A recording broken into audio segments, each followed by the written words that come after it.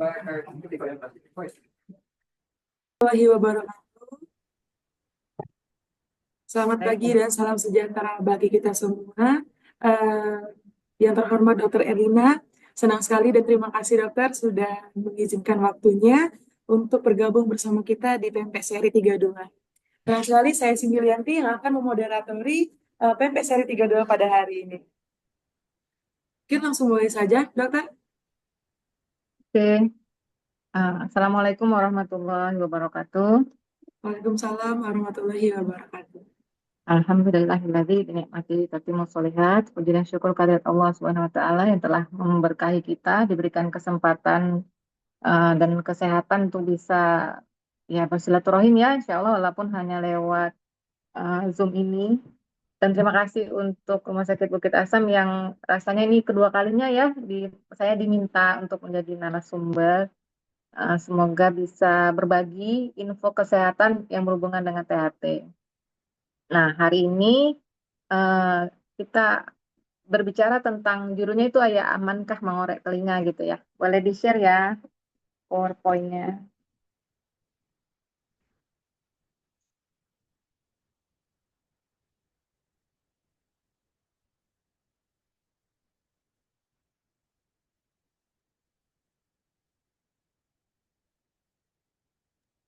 Udah di-share, dokter? Udah, aku nggak kelihatan Ya, ya. Kok di aku nggak ada? Bentar, coba. Oke, oke, oke. Oke, oke. udah ada ya, Eh, dok? kita balik ke depan dulu ya. Oke. Oke. Oke, judulnya ini, tapi di situ di bawah kanan ada tentang World Hearing Day. Jadi mungkin sebagai kata pengantar ya, bahwa setiap bulan Februari akhir dan Maret itu waktu sibuknya buat dokter THT yang senang berbagi ilmu, karena adalah hari di mana eh, disebut sebagai diperingati sebagai Hari Pendengaran Sedunia. Sebenarnya itu puncaknya itu di tanggal 3 Maret ya. Jadi setiap tanggal 3 Maret itu diperingati sebagai Hari Kesehatan Pendengaran Sedunia yang sudah dimulai itu sejak tahun 2016 dan setiap tahun itu temanya berubah. Khusus untuk tahun ini temanya adalah ini sebenarnya dia dalam bahasa Inggris ya, tapi saya buat dalam bahasa Indonesia. Tema tahun ini adalah mengubah pola pikir, berdayakan diri Anda untuk mewujudkan perawatan telinga dan pendengaran bagi semua orang.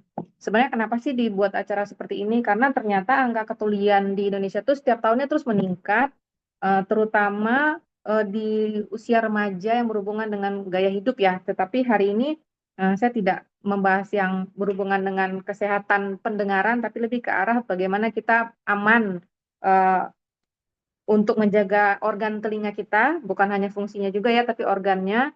Karena di sini, menurut saya yakin nih dari saya lihat di sini ada 55 orang termasuk saya ya, tapi saya bukan pelaku gitu ya, yang punya kebiasaan mengorek telinga, benar rasanya ya.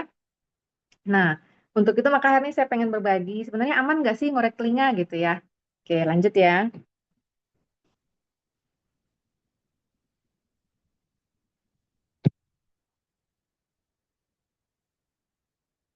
Oke. Eh, Sebenarnya kita perlu menyadari dulu bahwa telinga itu kayak organ kecil ya, kayak nggak penting, tapi sebenarnya sangat penting dan juga sangat sensitif sehingga harus dijaga baik kesehatannya, artinya kesehatan itu organnya ya, ataupun fungsinya, itu fungsi untuk kemampuan mendengar. Sehingga kita harus sangat berhati-hati ketika kita membersihkan telinga.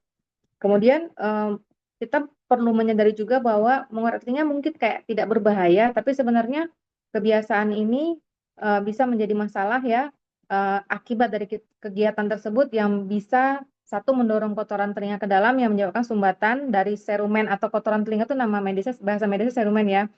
Bahkan sampai cedera serius yang bisa terjadi pada liang telinganya maupun gendang telinganya. Lanjut. Oke, sebenarnya kotoran telinga itu bukan penyakit ya, karena dia itu sama kayak kita punya keringat gitu loh. Dia dihasilkan oleh yang namanya kelenjar seruminosa, yaitu kelenjar yang khusus memang untuk menghasilkan kotoran telinga. Dan kotoran telinga itu juga sebenarnya ada fungsinya gitu. Jadi saat andaikan ada benda asing, apakah semut dan lain sebagainya, dia bersifat untuk melindungi telinga tersebut jangan sampai muncul masalah dan benda asing itu akan nempel di kotoran telinga tersebut gitu ya.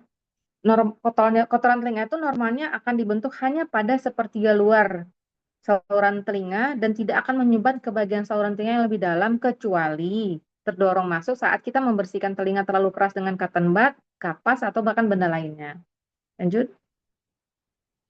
Ya, ini ya kalau kita melihat telinga itu bagiannya ada telinga luar, telinga tengah, dan telinga dalam. Di sini kita fokus hanya akan membahas tentang kelainan yang disebabkan aktivitas mengorek telinga tadi, yaitu khususnya pada telinga luar yang nanti bisa juga berefek ke telinga tengah.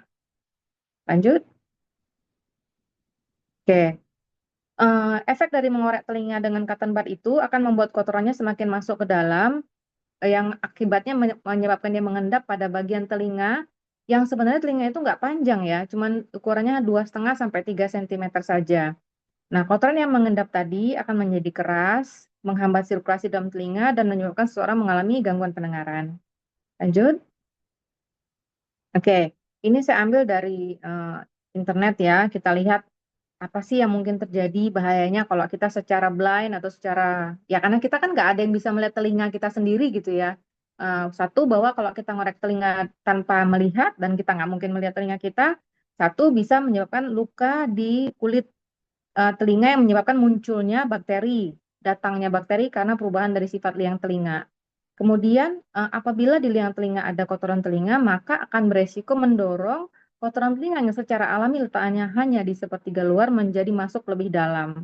Dan lebih bahaya lagi misalnya kalau kita mengorek telinga pakai bahan keras seperti yang umumnya banyak dijual ya, bahkan kalau kita lihat di all shop itu banyak sekali alat-alat yang pakai senter kah dan lain sebagainya yang sebenarnya bila di tangan yang salah malah bisa menimbulkan bahaya seperti bisa menimbulkan perdarahan pada liang telinga, bahkan bisa mencederai ke gendang telinga. Lanjut. Nah, di sini saya mencoba mengumpulkan beberapa masalah yang mungkin terjadi akibat dari mengorek telinga. Yang pertama adalah serumen impaksi. Serumen itu adalah bahasa medis dari kotoran telinga. Saat kita mengorek telinga, maka dia akan cenderung mendorong kotoran telinga lebih dalam yang menyebabkan sumbatan kotoran yang disebut dengan impaksi serumen. Apa yang mungkin dikeluhkan oleh pasien yang mengalami keadaan ini? Biasanya pasiennya akan datang dengan keluhan gangguan pendengaran, rasa penuh di telinga, bahkan telinga berdengung. Jadi biasanya pasien akan datang, dok, tadi saya mandi, terus saya bersihin telinga, niatnya membersihkan telinga gitu ya, tapi ternyata efeknya kok sesudahnya saya malah budak ya dok. Nah itulah yang paling sering terjadi dan termasuk salah satu kasus terbanyak THT. Lanjut. Nah, ini adalah contoh-contoh. Kalau kita lihat yang dua di atas, itu dua di atas dan kiri di bawah, itu adalah kotoran telinga yang bisa dianggap normal. Masih ada di letak yang normalnya itu di sepertiga luar. Jadi batas dari kotoran telinga itu dibentuk atau dihasilkan dari bagian yang masih ada rambutnya itu. Jadi foto atas kanan, foto dua di atas, dan juga foto kiri atas, itu adalah letak kotoran telinga yang masih normal, yang pasiennya pada foto dua kiri di atas tidak mungkin tidak menimbulkan keluhan, tapi pada pasien yang satu di atas mungkin menimbulkan keluhan karena kotorannya sudah terlalu tertutup. Sedangkan dua foto di bawah kanan itu adalah foto dari pasien yang sama. Foto sebelah kirinya adalah di foto dua kanan ya. Itu foto yang pasien datang dengan keluhan, dokter, saya mandi, kuping saya masuk air, terus saya korek, terus budek. Nah, ini adalah contoh kotoran telinga yang sudah tidak lagi berada di tempat normalnya, tapi sudah mendekati gendang telinga. Kita lihat di foto yang kanannya, itu adalah foto sesudah saya melakukan ekstraksi atau penyedotan dengan menggunakan alat suction atau alat penghisap. Nah, sesudah didapatkan sebagian besarnya, terlihatlah bahwa itu sudah gendang telinga, dan kita tidak mungkin lagi melakukan suction atau penghisapan karena beresiko bisa menyebabkan kerusakan pada gendang telinga. Akhirnya pasien ini saya lakukan irigasi telinga atau pencucian telinga. Cuman saya lupa tuh masukin foto sesudahnya.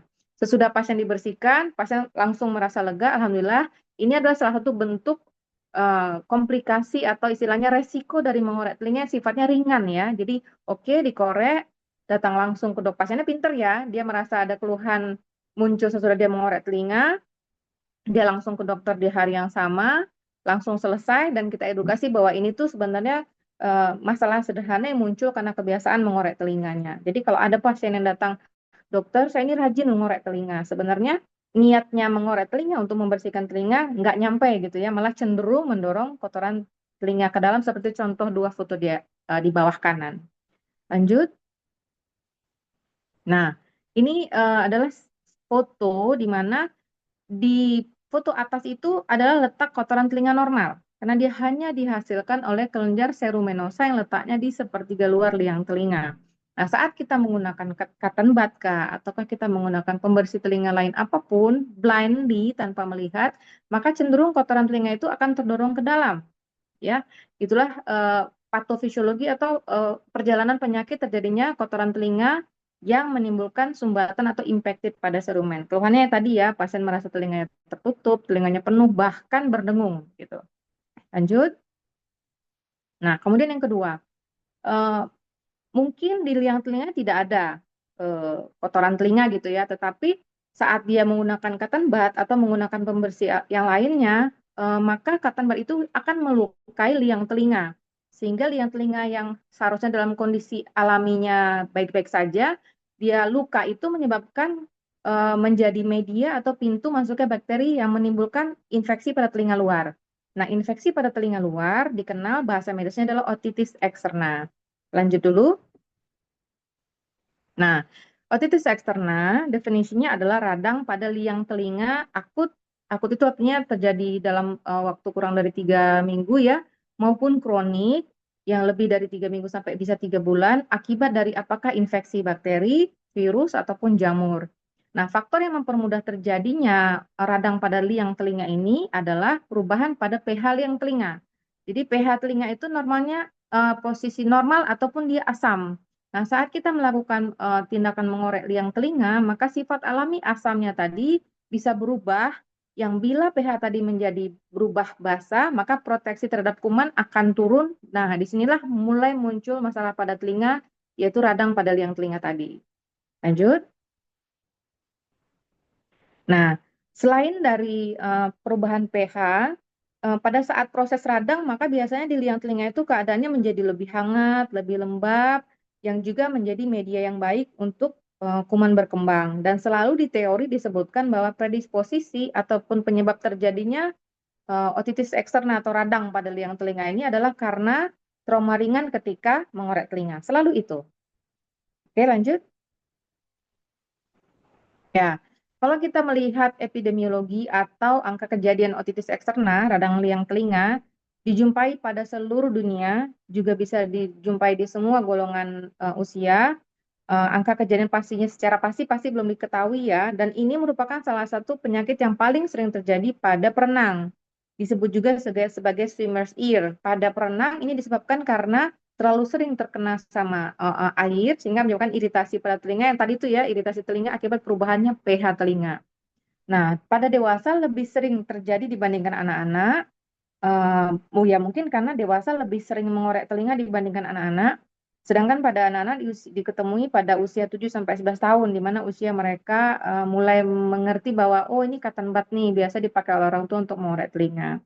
Kemudian kejadian di daerah tropis lebih tinggi dibandingkan pada daerah beriklim sedang karena kelembapan yang tinggi pada daerah tropis. Lanjut. Nah, kemudian radang liang telinga tadi dibagi menjadi 3 di sini ya. Satu adalah otitis eksterna circumscripta. Jadi itu terjadi hanya sepertiga luar liang telinga saja. Dia biasanya membentuk furunkel atau bisul ya. Yang kuman penyebabnya itu adalah Staphylococcus aureus ataupun Staphylococcus albus, di mana keluhan pasien adalah merasakan nyeri yang sangat hebat yang tidak sesuai dengan ukuran bisulnya gitu. Kalau kita lihat di tubuh kita, mau bisul sebesar genggaman jari, genggaman tangan pun mungkin nyerinya tidak akan seperti kalau hanya ada bisul di telinga yang menutupi liang telinga seperti dua foto di eh, kanan kanan ini. Di mana di situ dilihat ya bahwa terjadinya di sepertiga luar liang telinga masih ada batas-batas rambutnya, liang telinga menyempit dan membentuk bisul atau di salah satu bagian kuadran sisi liang telinga saja tidak memenuhi seluruh liang telinganya. Itu namanya circumscripta. Lanjut. Nah, kemudian otitis eksterna diffusa. Foto-foto ini adalah foto dari praktek pribadi saya ya, yang saya kumpulkan salah satunya adalah untuk video edukasi seperti ini. Kalau otitis eksterna diffusa itu terjadi di 2/3 dalam liang telinga. Kita lihat ya, kita nggak lagi, kalau yang bawah mungkin masih ada bagian rambutnya, tapi sudah bagian masuk ke dalam 2/3 liang telinga, di mana pasien ini juga mengeluhkan nyeri, tetapi cenderung lebih nyeri saat telinga ditekan atau telinga ditarik ke atas, Selain itu juga pada otitis ekstra diffusa ini, karena dia melibatkan seluruh liang telinganya yang bengkak, biasanya akan pasien mengeluhkan telinga tertutup dan keluar cairan, dan kadang-kadang cairan itu berbau. Lanjut.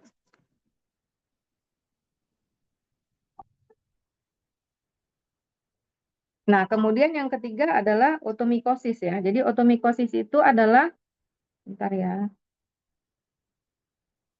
Otomikosis adalah infeksi jamur pada liang telinga yang dipermudah oleh kelembapan yang tinggi. Penyebabnya ini ya, Pittosporum, tapi ini biasanya kita ketemukan kalau kita harus mengkultur pada jaringan tersebut. Nah, di sini kalau kita lihat gejala pasiennya apa? Pasien akan mengeluhkan gatal, rasa sakit, dan juga rasa penuh di liang telinga. Foto tiga kanan adalah foto yang juga dari praktek pribadi saya.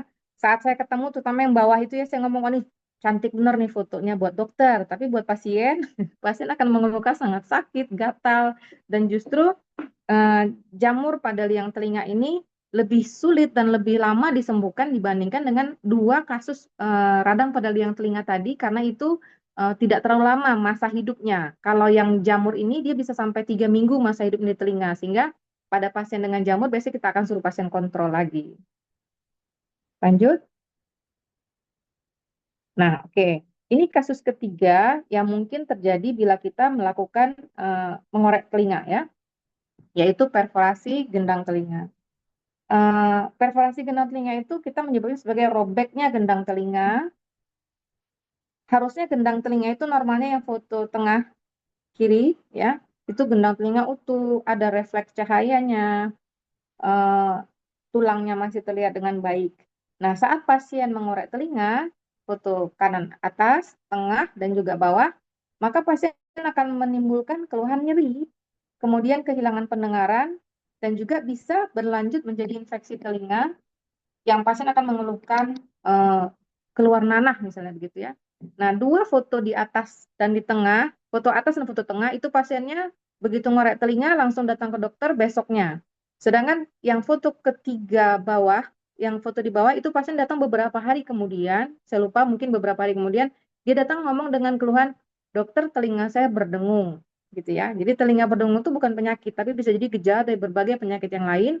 Nah, begitu saya nanya, ya kita dokter pasti nyari ya ini apa sih gitu. Ada ngorek kuping nggak ada. Nah saat itu masih yang mungkin terpikir oh mungkin kotoran telinga saja. Tapi begitu dilihat ternyata gendang telinganya robek.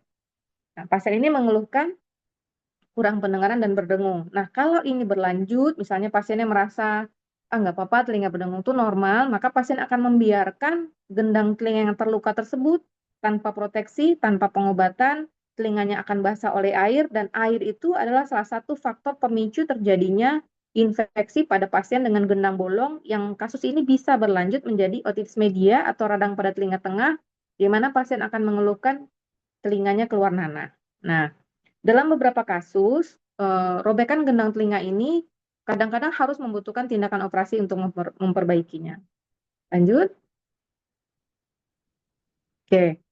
Nah, terus gimana gitu ya? Terus itu pertanyaan rutin sama pasien saya. Jadi kadang-kadang serba salah ya, seolah-olah dokter teater itu begitu komersilnya. Sebenarnya tidak. Sesudah saya jelaskan beberapa resiko yang mungkin terjadi sesudah mengorek telinga, semoga menginspirasi ya. Malah saya lupa tuh, ada satu slide yang kok saya lupa ya. Ada pasien pulang dari Candle Ear ke saya, datang dengan keluhan rasa terbakar di telinga. Candle Ear dilakukan pagi harinya, pasien berobat di sore harinya. Itu ternyata seluruh liang telinganya itu sudah ada lapisan yang menutupi di gendang telinganya. Dan bayangkan bagaimana harus dilelehkan. Nggak mungkin kan dilelehkan, jadi kita irigasi pelan-pelan, pakai air yang agak hangat, tujuannya untuk pelan-pelan melelehkan itu kemudian disedot. Dan begitu dibersihkan ternyata gendang telinga sudah terkelupas di seluruh bagian luarnya gitu ya. Jadi untuk mencegah semua hal yang sudah saya jelaskan tadi, maka cara aman untuk merawat telinga adalah telinga itu sebenarnya Allah buat itu punya self cleaning ya. Dia bisa akan keluar secara alami dengan proses mengunyah, karena saat kita mengunyah itu kan ada pergerakan pada tulang pengunyahan ya. Sedangkan liang telinga itu letaknya tepat di belakang tulang pengunyahan. Nah, efek dari kita mengunyah, kita berbicara seperti ini, maka kotoran telinga itu akan berjalan ke depan. Itulah alaminya dari kotoran telinga ya. Jadi Allah itu begitu bikin membuat kita tuh nggak usah repot gitu loh. dia akan jalan keluar, kemudian secara alami akan menguap. Nah, kalau kita lihat mungkin boleh dibalik lagi ke foto awal yang ada foto pertama kotoran telinga.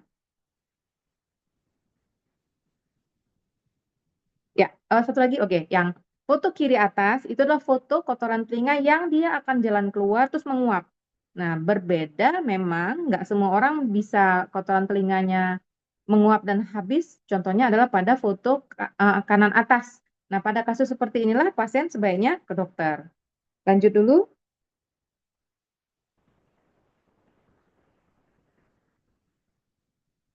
ya.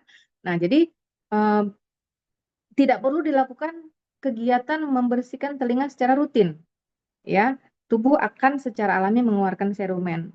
Pada kasus tertentu seperti foto yang sudah kita ulang tadi, pasien mengeluhkan telinganya tertutup. Nah, pada kasus seperti itu jangan mencoba untuk membersihkan telinga sendiri karena resiko yang sudah saya jelaskan tadi. Yang boleh kita lakukan adalah hanya membersihkan bagian luarnya saja dengan lembut, memakai tisu, jangan juga memakai cotton bud untuk mencegah eh, apakah kotoran telinga terdorong atau yang sudah saya jelaskan tadi. Lanjut. Nah, terus kapan sih harus ke dokter gitu ya? Konsultasikan ke dokter jika ada merasa ada masalah pada telinga. Contohnya tadi ya, apakah pasien merasa telinga tersumbat, tertutup, pasien merasa pendengarannya berkurang, atau bahkan pasien mengeluhkan keluar cairan dari telinga ataupun rasa nyeri yang sangat. Sebaiknya kunjungi dokter spesialis kesehatan untuk tindakan yang aman. Sebenarnya mungkin nggak harus juga ke dokter THT ya. Saat ini dokter THT Indonesia sudah mulai bergerak untuk memberdayakan dokter umum untuk bisa melakukan tindakan ekstraksi serumen. Contohnya beberapa saat yang lalu, tahun lalu ya, Verina ya rasanya kita bikin pelatihan ekstraksi serumen untuk seluruh dokter umum yang ada di Rumah Sakit Bukit Asam. Saya yakin juga Rumah Sakit Bukit Asam ini sebagian itu datang adalah dokter-dokter umum yang dari PPK 1 ya. Jadi nggak harus ke dokter THT, boleh juga ke dokter umum karena itu kompetensi mereka dan nantinya apabila mereka menemukan kendala, maka mereka biasanya akan merujuk ke spesialis THT. Karena memang kotoran telinga itu pada sebagian pasien ada yang namanya komplikata ya, yang sulit. Nah, pada kasus tersebut biasanya dokter umumnya tahu bahwa mereka akan merujuk ke dokter THT. Lanjut. Nah, ini kita THT itu senang bikin edukasi ya, nih salah satunya gini. Nah, pas senang dulu dokter telinga saya kotor gitu. Fungsinya apa? Ada fungsinya ya seperti yang saya sudah jelaskan tadi. Terus gimana sih warna normal telinga, kotoran telinga itu? Dia bisa putih, kuning, oranye, coklat, bermacam-macam ya. Bila perlu kita curigai ada masalah bila dia ada bercak darahnya, berbau tidak sedap atau malah berwarna hitam seperti foto tadi ada otomikosis ya. Kemudian pasien bertanya, kalau misalnya kesumbat gimana dok gitu ya. Nah, kalau dia tersumbat, maka pasien akan menimbulkan keluhan seperti kurang pendengaran, telinganya berdengung, bahkan mungkin nyeri, gatal ya. Dan karena ada kecenderungan pasien mengorek-orek telinga karena keluhan gatal tadi, biasanya muncullah iritasi pada liang telinga yang pasien mungkin mengeluh, dokter, ini anak saya kok kupingnya bau ya, gitu ya. Karena anaknya juga suka ngorek telinga sendiri pakai tangan gitu ya. Nah, jadi kapan harus ke dokter? Nah, jika terdapat gejala seperti gambar yang di samping tadi, maka sebaiknya berobat ke dokter. Lanjut.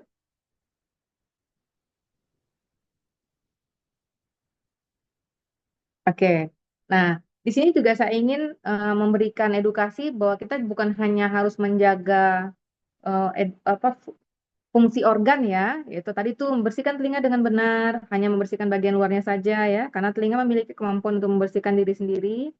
Adanya bulu-bulu halus serta bentuknya yang bersudut mampu menjaga telinga dari masuknya kotoran yang berlebih ya. Kemudian yang kedua, hindari cotton bud. Membersihkan telinga dengan cotton bud bisa membuat kotoran terdorong lebih dalam sehingga membuatnya semakin masuk sehingga hanya boleh dibersihkan daun telinganya saja. Nah, kemudian saya pindah dulu ke nomor 5 ya. Jaga telinga agar tetap kering. Tujuannya dengan kering maka tidak akan ada keluhan gatal sehingga tidak merubah sifat alami telinga yang basah karena saat kita gatal cenderung kita korek, disitulah muncul penyakit. Nah, sedangkan nomor 3 dan nomor 4 itu adalah edukasi kepada seluruh masyarakat terutama ya, terutama di sini eh, bapak-bapak dan ibu-ibu saya mohon untuk bisa memberikan juga edukasi kepada orang lain bahwa saat ini angka ketulian karena pemakaian Apakah gadget itu semakin meningkat ya karena lifestyle, pemakaian headphone, earphone, sehingga harus benar-benar bijak saat kita menggunakan earphone ataupun headphone. Earphone itu kita hanya boleh menggunakannya dengan rumus 60-60. Jadi hanya boleh dengan menggunakan volume 60% dari volume maksimal dan hanya boleh 60 menit dalam waktu 24 jam. Bila sudah lebih dari 60 menit, maka akan ada resiko gangguan pendengaran akibat bising.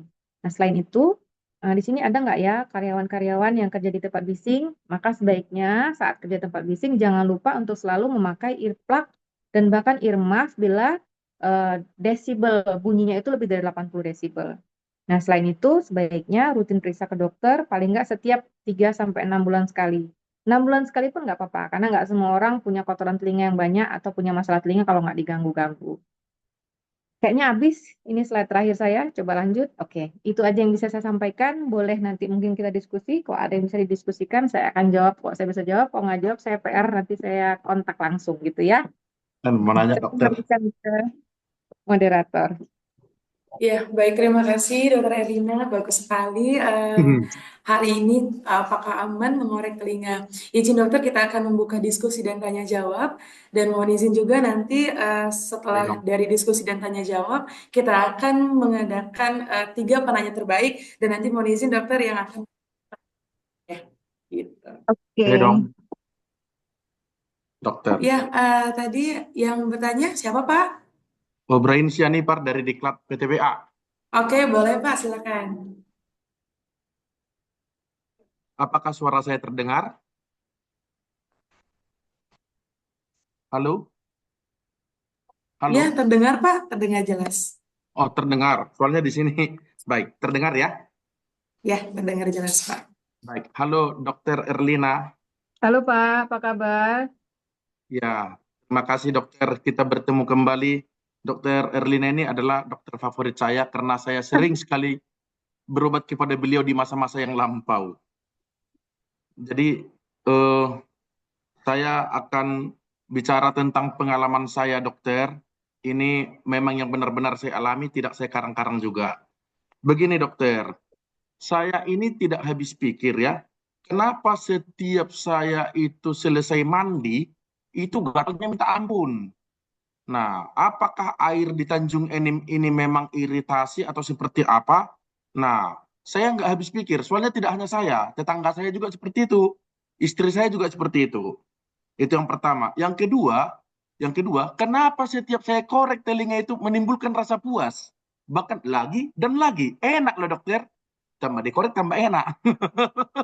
Tambah dikorek tambah enak dok. Gitu kan. Nah, jadi ini merupakan suatu pertanyaan yang ini. Karena ini saya pikir sudah terjadi terus-menerus. Jadi tidak hanya pertama, jadi menjadi konsumsi yang sangat penting bagi aku. Obat-obatan yang diberikan oleh dokter seperti obat makan dan obat tetes itu juga saya lakukan, tapi sepertinya tidak ampuh. Jadi mohon penjelasan dari dokter ini karena sesi dokter ini saya sampai menunda pekerjaan saya yang lain. Saking pentingnya sesi ini bagi aku. Begitu dokter, hanya dua tadi.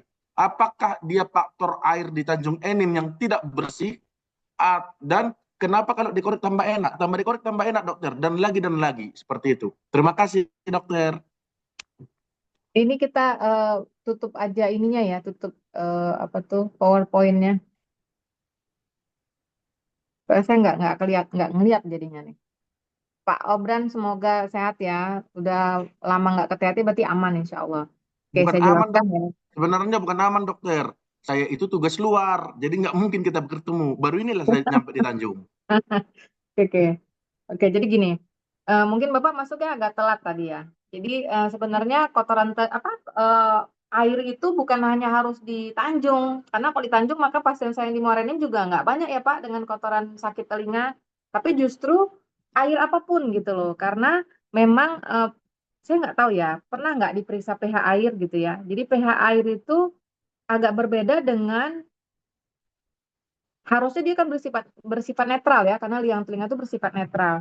Tapi justru cenderung memang seperti yang Bapak sampaikan tadi, paling sering mengeluh gatal bila sesudah mandi dan juga sesudah wudhu kalau pada muslim ya. Saya juga mengalami itu Pak. Makanya mungkin kalau Bapak masih ingat, saya pernah edukasi ke Bapak dan juga istri, saya juga gitu kok gitu dalam kondisi yang em, airnya di Morenim gitu loh. Jadi sama sekali nggak berhubungan dengan oh karena air di Tanjung Enim iritasi. Kalau mau benar seperti itu, mungkin idealnya kita melakukan pemeriksaan pada pH air ya, uji tes air gitu. Tapi nggak gitu kok Pak. Atau contohnya waktu saya masih sekolah, waktu saya masih di Cipto, ataupun saya sekolah pas di Palembang, RSMH, keluhannya sama. Kasus terbanyak THT adalah keluhan gatal. Jadi dimanapun keluhan itu sama.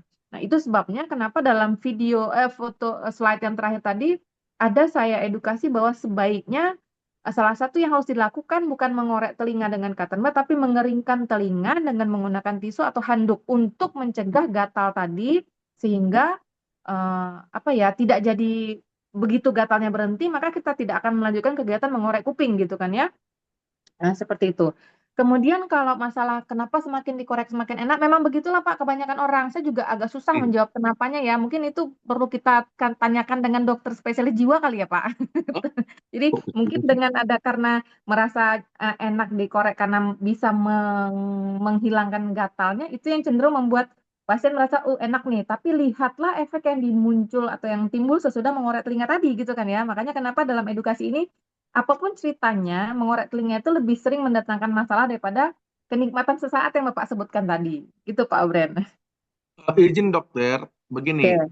ini sekali lagi pengalaman saya kan bukan medis, tapi pengalaman saya. Ketika saya tugas luar, saya itu kan di hotel ya. Kalau di hotel dok, saya mandi nggak gatal.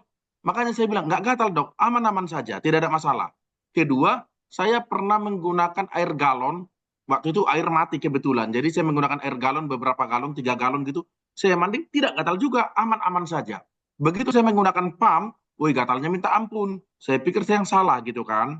Nah, kenapa saya tidak berobat ke dokter Erlina? Karena obat-obat yang dokter kasih masih ada. Itu dulu saya gunakan, saya iniin, dan saya berusaha sebaik mungkin supaya tidak menggunakan cotton bud. Karena kan saya pernah juga dapat edukasi dulu, jangan nanti malah didorong tambah masuk. Maka saya tidak menggunakan cotton bud. Nah, tapi persoalannya, kenapa tadi timbul begitu pertanyaan? Saya melakukan sedikit observasi kecil-kecilan ketika saya tugas luar, tidak gatal sama sekali. Bahkan yang lebih ekstrim, saya itu berenang waktu itu di hotel apa itu Herper di Palembang, hotel Herper, tidak gatal juga dokter. Begitu saya nyampe di Tanjung, gatal minta ampun. Itu maksud saya dokter. Itulah dasar saya bertanya. Iya Pak, makanya saya bilang tadi ya, kalau kita mau ilmiah, ya jangan saya jawab asal, kan kita harus cek air Pak. Tapi kan kita tidak melakukan itu. Jadi saya nggak bisa jawab secara ilmiah Pak. Jawaban saya seperti tadi ya Pak ya. Oke, kita Baik. lanjut ke pertanyaan selanjutnya mungkin ya. Oke, Baik. terima kasih Pak Obrin. Itu pertanyaan yang sangat luar biasa sekali ya Pak ya. Oke, ada pertanyaan dokter izin dari Ibu Irma. Selamat pagi dokter, izin bertanya dok. Dok harus seberapa rutin ya dok untuk membersihkan telinga anak-anak di bawah 5 tahun? Terima kasih dok. Oke, jadi sebenarnya kalau urusan membersihkan telinga itu dia nggak ada umur ya, mulai dari bayi baru lahir pun saat dia pokoknya prinsipnya begini, tidak perlu ada tindakan membersihkan telinga secara rutin. Untuk pertama kali bilanglah untuk newborn ya, oh ini baru lahir nih, coba 3 bulan ke dokter. Andaikan dilihat bahwa 3 bulan kotoran telinganya belum banyak, maka berarti dia cukup per 6 bulan. Artinya untuk semua umur sebenarnya batas waktu untuk membersihkan telinga itu 3 sampai 6 bulan. Karena antara satu orang dengan orang lain produksi dari kotoran telinga itu bisa jadi berbeda, bahkan bukan hanya pada satu orang, dengan orang lain, pada satu orang yang sama antara telinga kanan dan telinga kiri pun bisa berbeda. Seperti itu. Jadi 3 sampai 6 bulan adalah batas waktunya. Bukan hanya pada anak-anak ya, dewasa, semua seluruh umur gitu loh. Semua umur tuh 3 sampai 6 bulan. Oke, begitu Ibu Irma, apa ada yang mau didiskusikan lagi? Atau udah jelas? Oke, mungkin lanjut ke pertanyaan selanjutnya dok. Ya. Dari Ibu Indah, Assalamualaikum dok, mau tanya, telinga tiba-tiba berdenging, sakit dan saya merasa tidak nyaman dok. Dikarenakan apa ya dok? Dan kira-kira cara penyembuhannya gimana? Terima kasih. Oke, tadi di slide yang keberapa ya, ada saya jelaskan tentang eh, keluhan yang muncul pada pasien setelah pasien mengorek telinga, gitu ya. Nah, jadi coba Ibu Indahnya dievaluasi apakah keluhan tiba-tiba berdenging dan sakit itu terjadi sesudah ibunya ada kegiatan mengorek telinga atau tidak. Karena kayak saya bilang sakit dan berdengung itu banyak ya penyebabnya, bukan penyakit, bukan diagnosa dia tuh. Kita harus cari tahu penyebabnya, dievaluasi apakah ada kegiatan mengorek telinga sebelumnya. Kalau dia ada kegiatan mengorek telinga, itulah yang membuat dia menjadi sakit karena liang telinga itu mudah sekali bengkak. Tidak nyamannya mungkin karena rasa tertutup sesudah kotoran telinga yang tadi dikorek masuk ke dalam. Itu yang dievaluasi untuk Ibu Indah. Apa yang dialami atau apa yang dilakukan sebelum munculnya keluhan telinga sakit dan berdenging tadi, Ibu Indahnya, gitu. Bu Indahnya gimana? Apakah ada? Oh ini tadi sesudah apa gitu? Oke, Ibu Indah, I- gimana Bu? Iya, iya dok. Sebelumnya memang mengorek kuping sih. Hmm. Jadi bedengnya yang tidak nyaman dok.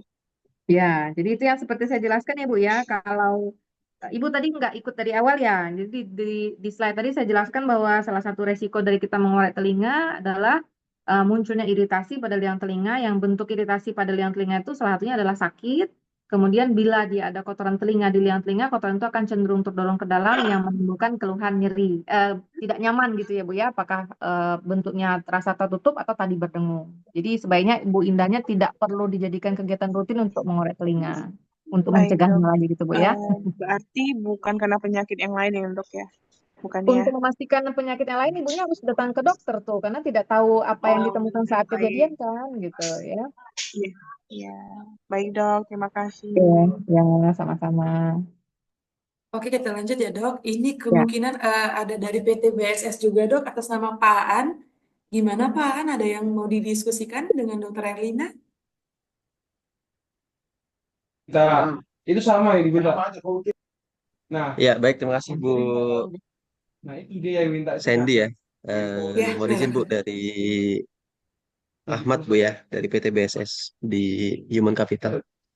Mohon izin Bu Dokter, sebenarnya ini sebentar. pertanyaannya hampir hampir mirip sama teman-teman yang udah di kolom chat ya. Jadi Mm-mm. mungkin mohon maaf ya, yang mungkin ini sama. Jadi gini Bu, eh, jadi kebetulan kita kan ada anak kecil Bu ya, baru 1 tahun 2 bulan. Jadi ketika kita mengkorek kuping itu dia ikut-ikut sendiri Bu, tahu-tahu udah mengkorek sendiri gitu dan memang ada kotorannya Bu. Nah, Mm-mm. eh, kotoran itu kan tadi kan bisa bersih sendiri Bu ya. Ya, Nah, alami mah ketika harus. bisa eh, apa tadi serumen ya atau apa tadi bersih sendiri. Nah, ketika bisa bersih sendiri, kita perlu nggak Bu untuk membersihkan ulang? Karena memang secara aktual memang kotor gitu Bu. Atau hanya bersihkan di bagian daun telinganya aja atau seperti apa? Paling itu sih Bu. Terima kasih. Nggak perlu sih Pak ya. Jadi gini, apalagi pada anak-anak resiko dia tertusuk ya Pak ya saat dia mengorek telinga tadi. Jadi pada anak-anak itu misalnya Bapak melihat tuh memang liang telinganya kotor gitu. Jadi sebaiknya hanya diambil yang terlihat di luar, tidak perlu sampai blind. Tadi makanya bilangnya edukasi itu jangan blindly, jangan secara nggak jelas gitu ngorek ke arah dalamnya. Tapi andaikan Bapak melihat dia ada kotoran, itu ditarik keluar pelan-pelan. Makanya saya bilangin sebenarnya serba salah ya kalau kita mau pakai cotton bud. Kalau tiba-tiba anaknya bergerak, maka ada resiko dia menjadi ketusuk ke dalam gitu. Jadi tidak perlu dibersihkan secara rutin Pak. Kalau memang dia terlihat kotor di luar, cukup diambil yang kotor di luarnya saja dan tidak perlu dikerjakan setiap hari. Itu mungkin Pak. Berarti bagian yang terlihat Bu ya. Kalau yang Ya, dalam tuh nggak bagian usah gitu Bu ya. terlihat saja, ya. Oke, oke, oke, oke. Oke, siap. Terima kasih Bu Dokter. Ya, Oke, sama-sama, Pak. baik. Terima kasih Pak Ahmad. Ada di raise hand lagi dokter atas nama Ibu Novita. Ibu Novita, apakah masih join? Halo, Assalamualaikum. Waalaikumsalam. Dokter, ini saya mau tanya ya, mungkin agak melenceng dari tema. Ini kan Lutfi hobi sekali dengan olahraga berenang, dokter.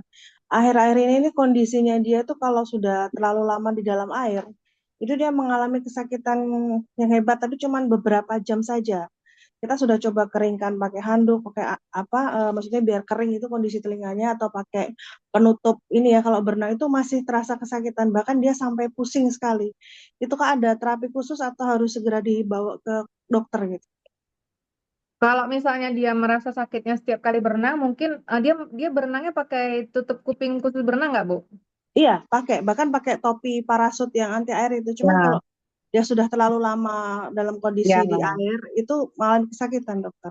ya kan jelas Bu ya. Artinya mungkin dia mengalami iritasi efek dari terlalu lamanya earplug itu di liang telinga gitu. Apalagi misalnya yang earplug yang silikon ya, Iya. kebanyakan orang suka nggak tahan terlalu lama. Jadi artinya kalau emang munculnya keluhan karena terlalu lama, coba dilihat batasan berapa lama sih amannya Lutfinya untuk bisa tahan pakai earplug saat berenang itu kayak emang nggak tahan lama, berarti tahannya hanya sekian jam, jangan lebih dari situ Bu. Karena kalau memang jelas setiap kali dia memakai itu muncul keluhannya, nah berarti penyebabnya karena itu. Karena memang kan kayak saya jelaskan tadi Bu ya, bahwa otitis externa ini juga nama lainnya adalah swimmer's ear, paling sering terjadi pada orang yang berenang karena pH kolam renang, atau tadi tuh misalnya dia pakai earplug sih, tapi justru iritasi dari earplugnya, terutama Oh biasanya gitu. yang earplug silikon gitu Bu.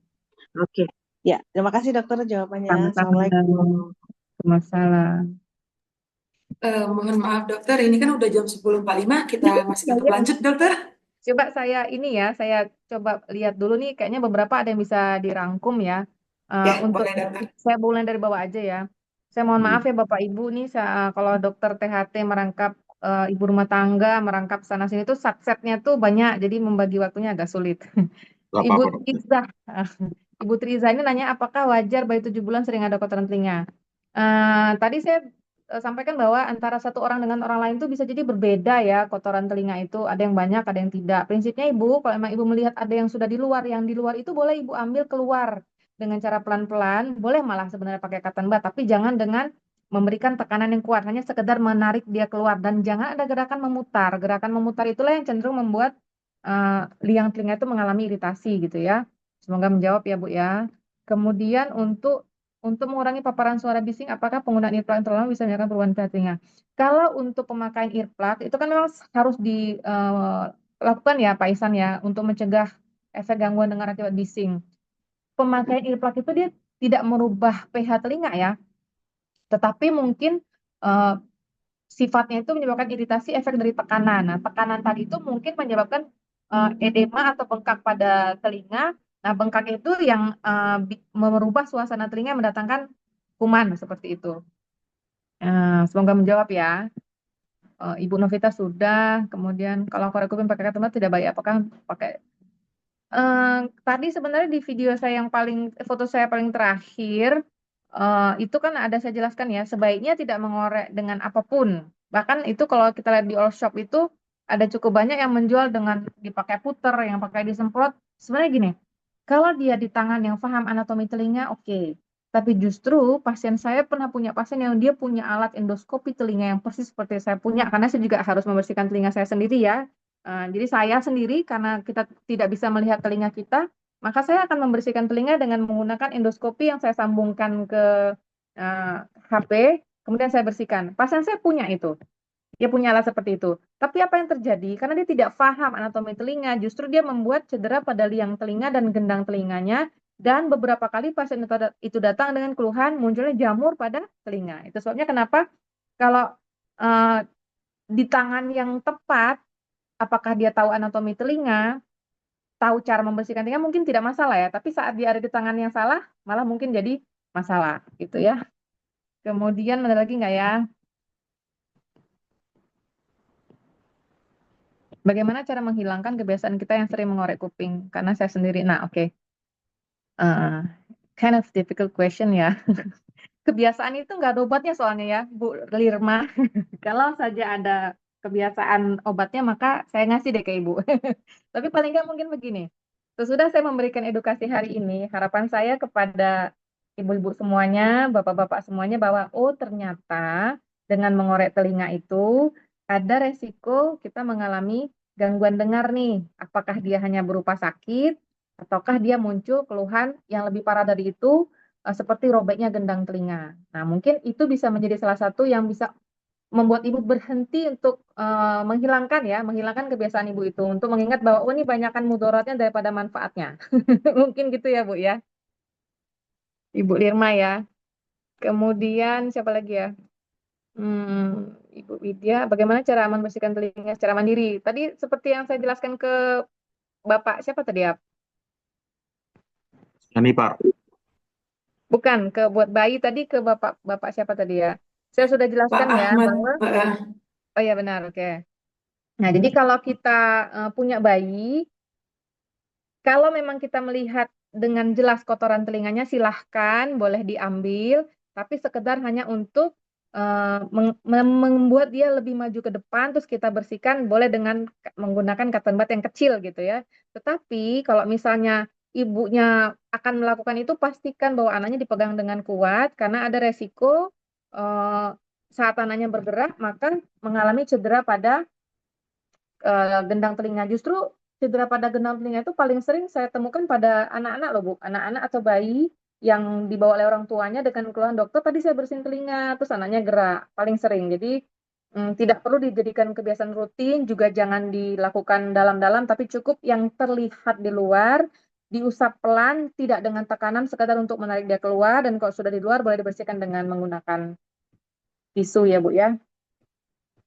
Ada lagi nggak ya? Ada yang baru nanya dokter di kolom chat, dok. Mungkin satu lagi ya dok ya. Dok, kalau telinga setiap sakit dikasih tetes Riko aman nggak? Nggak boleh, Pak Akbar. Jadi Riko itu isinya chloramphenicol ya. Riko itu, ini tulisannya Riko-nya juga salah ya. Riko ini perasaan saya travel deh, Pak. Oke, jadi kalau kita Riko itu isinya chloramphenicol. Dokter THT bahkan tidak pernah menggunakan chloramphenicol ya, Bapak, karena ada resiko. Jadi angka alergi pada chloramphenicol untuk liang telinga itu sangat tinggi. Jadi sebaiknya Bapak tidak perlu memberikan Riko, apalagi misalnya gini nih, sebagai bahan edukasi yang cukup penting ya, buat ada 74 peserta di sini, dan juga tolong bisa jadi penyampai pesan saya buat orang lain. Jangan kalau mengalami sakit pada telinga, terus pergi ke apotik dan bilang, saya sakit telinga, saya minta obat. Jangan pernah seperti itu. Karena kan apotik tidak pernah memeriksa ya. Tapi mereka pasti akan memberikan obat gitu. Jadi saat mengalami keluhan sakit telinga atau apapun yang sifatnya tidak nyaman, lebih baik ke dokter umum atau ke dokter THT. Satu lagi kayaknya ya. Assalamualaikum dok, izin bertanya, apakah cedera bisa mempengaruhi pendengaran kita? Soalnya waktu umur 3 tahun jatuh dari jendela rumah tinggi 2 meter dengan benturan di bagian kepala. Selang beberapa hari saat kejadian keluar cairan dari telinga, pernah konsul ke dokter THT? Emang nggak bisa dok? Pernah konsul ke dokter THT? Pak Sep, waktu Bapak konsul ke dokter THT, apa penjelasan dokternya Pak? Pak Sepnya masih ada nggak? Ya, Assalamualaikum Bu. Waalaikumsalam Dok, Pak. Dokter Elina. Ya, waktu Bapak berobat ke dokter THT saat itu, dokter THT jelasin Kak, nggak apa yang terjadi, apakah gendang telinganya robek gitu? Kata dokter THT-nya waktu itu, gendang telinganya sudah bermasalah, udah ada robek-robek pecah kayak gitu dok. Sehingga Gimana? Gimana? Maaf Pak, nggak jelas gimana? kayaknya Assalamualaikum dok, Dokter Ya, Elina. ya Pak, gimana? Itu ketahuannya pas diperiksa ke dokter THT itu umur aku sudah gede dok, sudah 5 tahun baru diperiksa ke THT. Tapi kejadian itu kan 3 tahun, berarti kelang 2 tahun itu diperiksa ke THT. Pas kata dokternya itu, ini gendang telinganya sudah apa nih pecah, sudah hancur ini Bu, katanya bilang sama orang tua saya. Kayaknya Oh, susah untuk dibalikin lagi, gendang telinganya sudah hancur katanya. Waktu dulu sering keluar cairan kayak cairan. apa namanya? Cairan kuning. Ya, Pokoknya ibarat kita pun ya. sering keluar gitu. Mm-mm. Pas kejadian tuh sampai sampai berapa tahun ya? Kurang lebih sampai umur 10 tahun. Sampai sekarang nggak lagi. Tapi masalahnya sampai sekarang nggak bisa mendengar lebih jelas lagi dok. Oh, Sudah kebawaan dari kecil. oke. Itu nggak bisa Eh, dikembaliin lagi apa gendang telinganya supaya gimana gitu dok ya. eh, coba kapan Bapak ada waktu, Bapak ke Poli THT ya, nanti saya lihat lagi. Karena Oh, iya, kalau Dok. memang dia masih proses infeksi, kita targetnya kan harus menyembuhkan infeksinya dulu Pak ya. Jadi salah satu tanda infeksi telinga itu tadi tuh keluar cairan kekuningan atau kayak nanah dari telinga. Itu disembuhkan Ya. dulu. Kalau nanti itu sudah sembuh, ternyata gendang telinganya masih tetap bolong, kita bisa merujuk untuk dioperasi telinga Pak. Ada namanya timpanoplasti atau mastoidektomi. Masih bisa kok Pak, Insya Allah. Yang penting Bapaknya Oh, gimana ada target operasinya awal berarti itu. dok.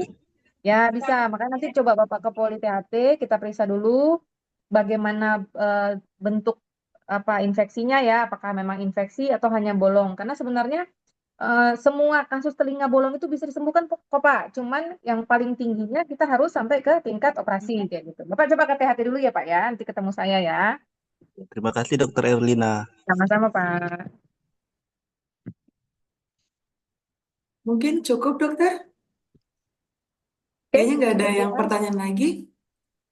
Oke, saya mungkin take home message terakhir ya. Semoga ini bermanfaat gitu. Jadi terutama buat Pak Obren ya, Pak ngorek kuping itu emang enak. Tapi diingat bahwa setiap kali kita ngorek kuping itu dan buat semua yang tadi tuh ya, karena itu menjadi seperti kayak kebiasaan bahwa dengan mengorek telinga harapannya telinganya menjadi bersih. Tapi justru kasus terbanyak THT yang muncul karena mengorek telinga adalah pasien akan mengalami satu telinganya tidak nyaman karena kotoran yang mungkin ada malah terdorong ke dalam. Yang kedua, liang telinga atau bahkan gendang telinga bisa mengalami cedera. Oleh sebab itu, untuk mencegah munculnya hal yang sudah saya jelaskan di atas, tidak ada salahnya setiap 3 bulan sampai 6 bulan sekali, kalau edukasi dokter THT selalu seperti itu ya, 3 sampai 6 bulan sekali, berobat ke dokter umum ataupun ke dokter THT untuk mendapatkan pemeriksaan kesehatan THT terutama untuk mencegah hal yang tidak diinginkan tadi. Saya rasa itu aja ya. Terima kasih banyak ya untuk Erlina, perhatiannya. dokter, Ya, Pak. tadi saya agak sedikit shock dan kaget ketika dokter Erlina bilang saya ke dokter jiwa. Oh, ke dokter jiwa? Kan orang dengar dokter jiwa itu agak sedikit bagaimana lah gitu ya. Agak kaget saya tadi dokter, serius. Bukan. Jadi gini, Pak. Saya agak sulit kalau jawab secara, kan saya orangnya sangat ilmiah, Bapak kan tahu ya. Nah, jadi kok ditanya, kenapa sih senang benar ngorek kuping itu, pasti ada penjelasan kejiwaannya gitu loh, Pak, yang paling ngerti masalah kepuasan gitu. Tapi bukan cuma Bapak yang kayak gitu, memang kebanyakan orang kayak saya bilang tadi, senangnya tuh sesudah ngorek kuping tuh merasa puas, memang begitu. Nah, gitu. Nah, untuk menjelaskan ilmiahnya kenapa saya nggak bisa. Itu bagian dokter jiwa masalah puas-puas itu, Pak. Gitu loh, Pak. Mendengar dokter jiwa ininya dokter. Nah, itu Nggak suka siap salah ya. Padahal sebenarnya kita nggak bisa tidur aja itu masalah jiwa loh, Pak. Cuman nggak bisa tidur gitu loh. Jadi bukan dianggap Baik, yang namanya masalah jiwa tuh kita sakit jiwa, bukan. Ya, baik dokter, baik. ya, Terima kasih. iya, Pak. Iya, banyak sekali materi yang sangat luar biasa ya, Dok ya. Mengorek telinga apakah aman, gimana cara membersihkannya dan menjaganya, dan gimana cara kita edukasi untuk setiap harinya. Terima kasih Dokter Elina yang telah menyempatkan edukasi kita semua Sama-sama. dalam agenda tempe seri ke-32 dengan tema mengorek telinga apakah aman. Dan juga terima kasih kepada rekan-rekan atau Bapak Ibu partisipan yang telah meluangkan waktunya untuk bergabung bersama kita. Sebelum itu boleh kita on cam terlebih dahulu, rekan-rekan? Mengambil absen ya? Iya, Pak. Kan udah diisi tadi. biar kita kelihatan nih mana-mana yang ganteng, yang cantik-cantik, yang udah menyimak, yang kita mendapatkan insight juga dari Dokter Elina. Oke, mungkin kita mulai capture ya. Oke, 1, 2, 3. Satu kali lagi, boleh weekend kita dokter? Gaya ini. Ya, gayanya Bapak. Oke, 1, 3. Oke, udah Oke, selesai. terima kasih ya. Terima kasih Dokter Elina, terima kasih Bapak Ibu. Terima kasih Dokter Elina. Sama-sama. Penanya terbaik tadi katanya, sebelum ditutup, sebelum closing. Oh iya, terima kasih Pak Obrin yang udah ngingetin. Gimana Saya Dok? konsen memang. Saya selalu iya. konsen memang. Ya, Emang ada berapa 3 door pertanyaan prize-nya? terbaik langsung saja disebutin. Nanti untuk Bapak Ibu yang mendapatkan rezeki penanya terbaik hari ini boleh menghubungi humas kita atau DM ke Instagram kita ya. Ada berapa emang door prize-nya? Ada 3 dokter. Yang pasti Pak Obren lah. Pak Obren tuh belum ada yang bisa ngalahin kalau urusan bertanya ya. Aduh, terima kasih Aduh, dokter. selamat Pak Obrin. Terus siapa lagi tadi ya? Boleh kita review di kolom chat Ibu aja Novita dokter. ya, Ibu Novita. Satu Ibu lagi siapa Novita, bantu gitu? selamat. Satu lagi silahkan. Satu lagi saya serahkan sama Verina dan juga sama Oke, bentar. Oke, mungkin kepada Pak Ahmad dari PT BSS. Oh iya. Ya, Oke. terima kasih. Nanti 3 pertanyaan baik boleh menghubungi kontak kita di kontak humas atau di DM Instagram kita. Oke, Sering-sering ya, makasih ya. SMP. Sering-sering webinarnya. Gratis soalnya. Kalau Siap ketemu Bapak, bayar terima itu ini kasih. sama dokter. Sehat ya Pak Obren. Baik, terima kasih Ibu. Panjang umur, sehat selalu. Oke, Amin. Semoga cepat amin, jadi dirut. amin. Ya, saya Cindy selaku moderator hari ini. Makasih Selamat siang ya. dan wassalamualaikum warahmatullahi wabarakatuh. Makasih. Waalaikumsalam warahmatullahi wabarakatuh. Terima Assalamualaikum. kasih semuanya Bapak Ibu. Sering-sering ya webinar.